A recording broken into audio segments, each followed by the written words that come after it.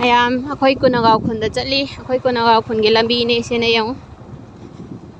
hui ji jo kanano khang de ine gi matung inari yang ine kai chaloi no bazar da fajana ga akhang ma dai na ga inare ne du de tu nong fajana haida re siga ju lo re nong na pum ma mi jong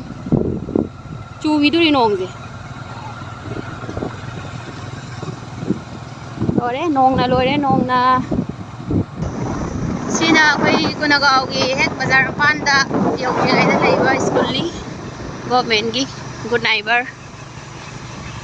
nong na yong ising je la buka je ising na lo re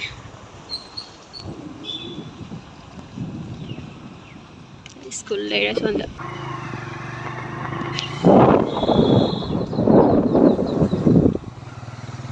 mami nong na loi si di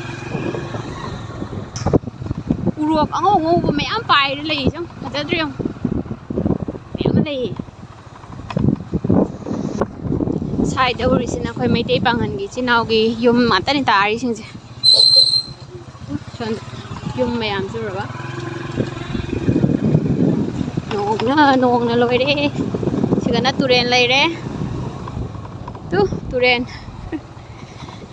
ising ko kang yam ising yam de si Meitei pangan ni chinau gi yum nga ta ne sai da ta ri ba me am je andai di sai gi se loi ra ga na ko mo khoi Meitei gi mu ko se Meitei pangan ni chinau gi yum nga ta ni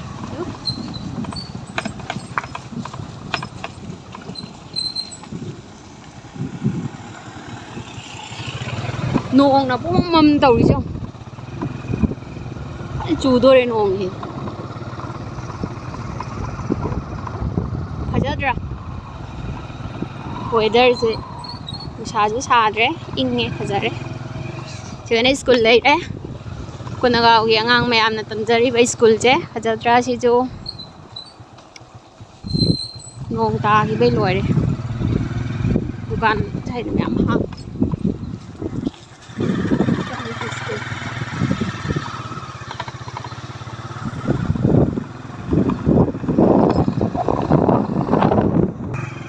khoi Kunagaon khul yaure mayam lambi si de yang do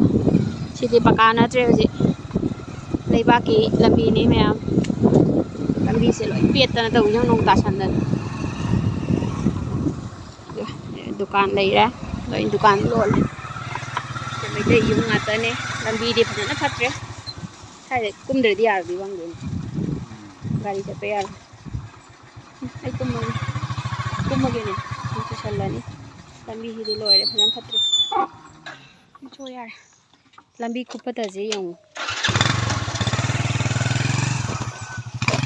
lambi bhajan phat re he tu wong ka san na mayam loi re lambi si de ora ba yo khoi Kunagaon khul gi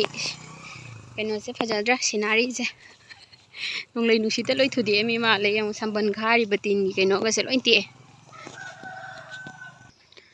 ada gari uri sina khoi gi check tharai khoi lambi sem ba hore ko agi bo thare si loi tha doi ni che